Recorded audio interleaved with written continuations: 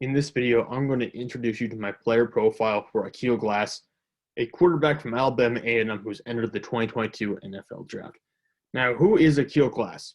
Well, as I mentioned, a quarterback from Alabama A&M. He's 6'3", 238 pounds, according to what he measured in at the NFLPA Bowl. He's the 9th ranked quarterback on my latest big board, and he ranks 201st overall. And I believe he has the potential to move up in both those areas. Glass is one of the most prolific passers in FCS history. He's tied for 11th all-time with 109 passing touchdowns and sits alone in 14th place with 12,136 passing yards. His arm talent is immediately apparent, but his footwork looks heavy sometimes. Now, it's good to know he can throw all platform, but Glass needs to refine his footwork and mechanics for the throws when he's not pressured. So essentially, he throws a lot with just using his upper body. His feet will be all over the place. His legs won't even be on the ground. Sometimes he'll be like jumping a little bit midair. He'll be up on his toes. His feet will be facing the wrong way. He'll have a very thin base that doesn't make sense for a throw he's trying to make. But he'll kind of will it in with just pure arm talent in a sense, and just torque in his upper body. That's fine. I'm glad he can throw off platform. That's something good that we need to see in the NFL for NFL quarterbacks at this point. However, for the basic throws, you don't need to do that. And it's going to be a problem if you try doing that consistently, because you're going to eventually end up messing up some simple throws if you try to consistently throw like that. So Glass has to rework his footwork almost entirely, I would say, to avoid having to put himself in awkward positions when trying to throw the ball.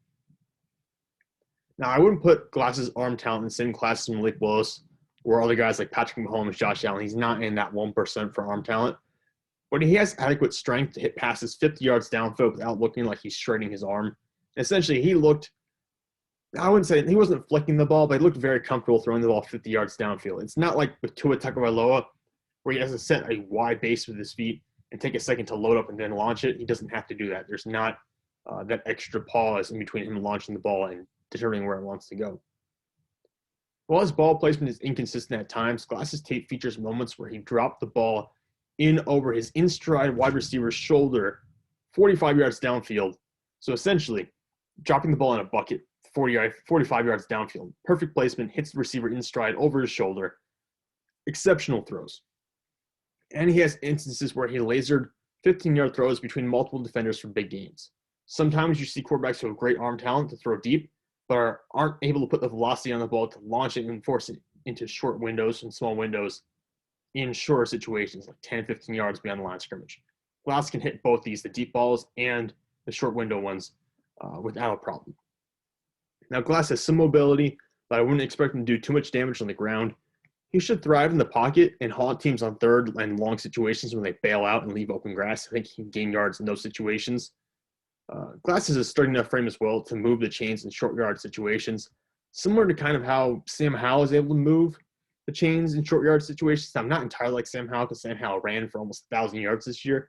Not to that extent, but he's got the frame where he's able to kind of plow forward and get the yards he needs to pick up first down essentially in short yard situations.